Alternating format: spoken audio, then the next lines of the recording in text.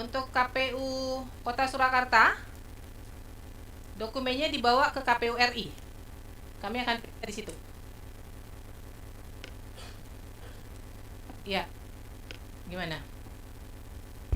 Mungkin sebelumnya kami perlu sampaikan. Ya.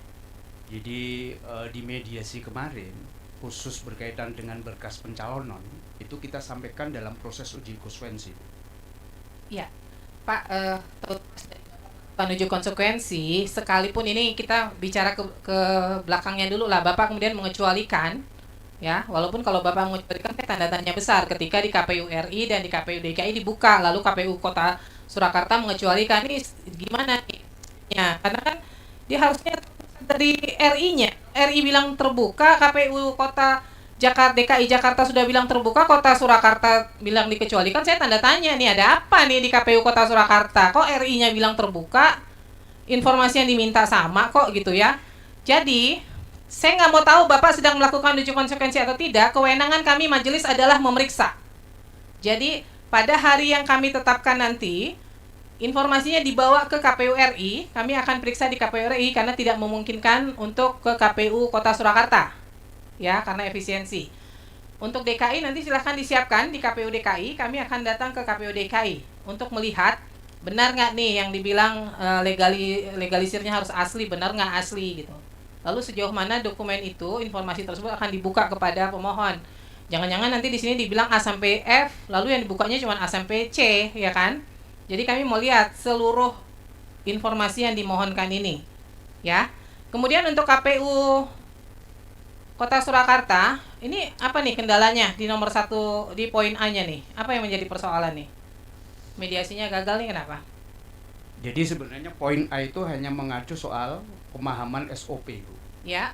Jadi karena di kami tidak menerbitkan SOP, mencukupkan dengan peraturan KPU yang tentang tata cara itu oleh majelis di mediasi kemarin dianggap itu tidak tercapai kesepakatan. Tetapi selebihnya itu sudah kita penuhi peraturan yang dimaksud gitu. Karena pemohon ini kan seperti memastikan SOP soal verifikasi itu. Tetapi kami sudah sampaikan bahwa di kami tidak membuat SOP itu. Jadi KPU Kota Surakarta mengatakan bahwa di tahun 2005 ya. Iya. Itu tidak ada membuat terkait peraturan atau SOP sebagaimana yang diminta. Peraturannya kita yang buat, ada adalah peraturan KPU Kota Surakarta. Iya. Ya, itu ada nih terkait item-item 1 2 3 yang dimohonkan ini ada. Yang mengacu ke sini. Sudah dipenuhi. Kecuali yang nomor 3 karena itu dialamatkan ke KPU DKI. Dan itu tidak dalam posisi penguasaan kita. Nomor 3, peraturan dan SOP publikasi data atau dokumen pendaftaran khususnya ijazah calon anggota legislatif DPRD, pasangan calon wali kota atau calon wakil wali kota DKI ya. Yeah. Berarti tidak dalam penguasaan kita. KPU ya. Kota Solo. Nah, yang nomor 1 2-nya sudah dikasih di mana? Sudah pada saat yang bersangkutan meminta melalui email itu. Oh, pada saat menjawab surat ini sudah diberikan, tapi kemudian pihak pemohon tidak puas ya? Karena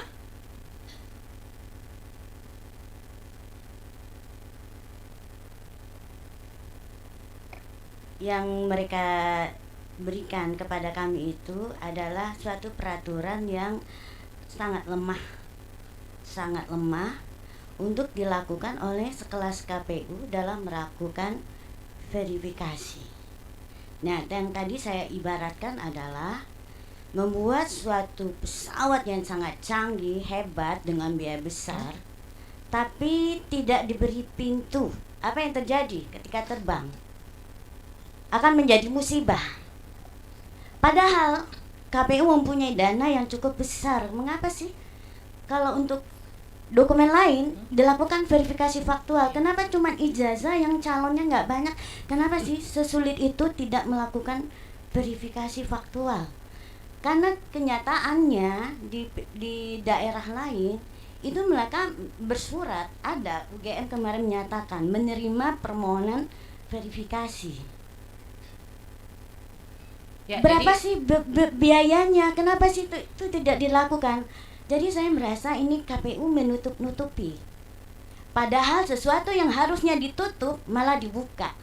Tapi sesuatu yang harusnya terbuka ditutup-tutupi. Ada apa?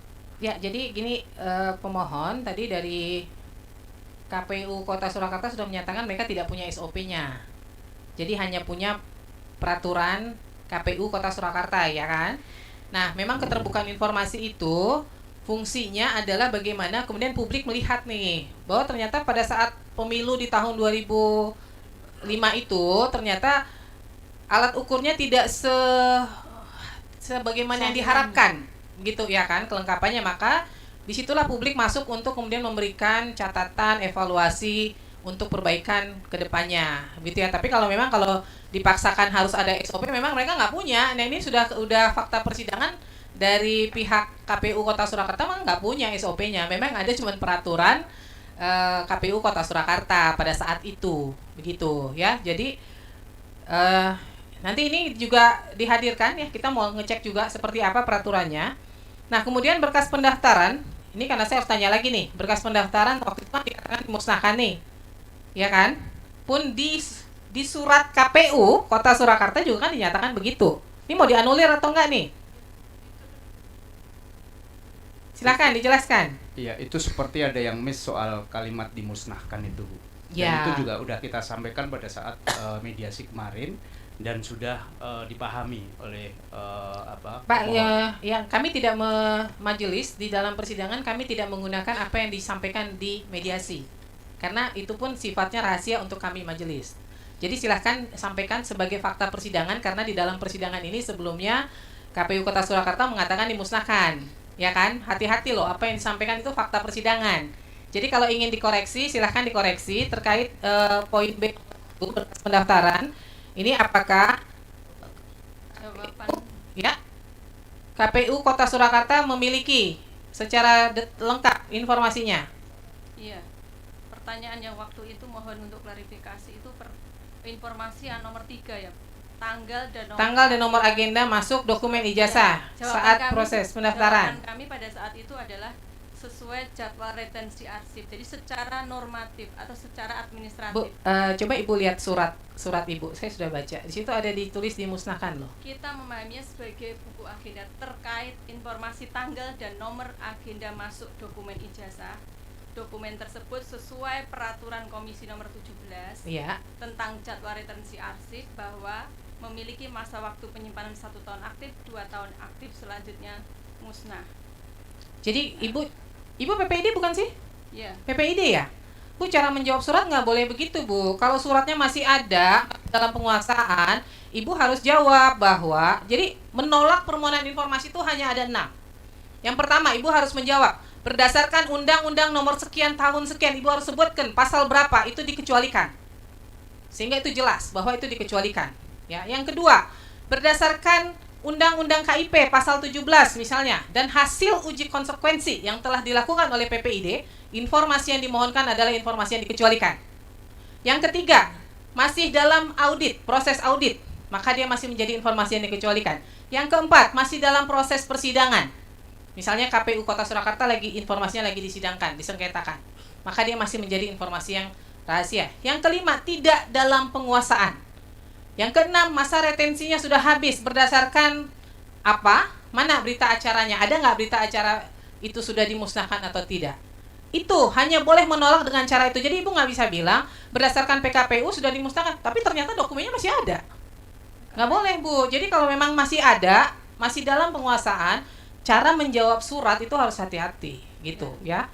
Maka sekarang saya pertanyakan nih, tanggal dan nomor agenda masuk dokumen ijazah ke KPU ini masih ada atau enggak saat ini? masih ada. Masih ada ya. Berarti nanti pada saat pemeriksaan bisa dihadirkan ya. Jadi 1 2 3 4 nih semua masih ada ya? Masih ada. Masih ada ya. Nanti dibawa ya pada saat kami melakukan pemeriksaan setempat, dibawa semua ya. Izin yang mulia. Ya. Tadi jadi membedakan antara dokumen dan informasi itu tetap sama ya menjawabnya. Iya, tetap sama.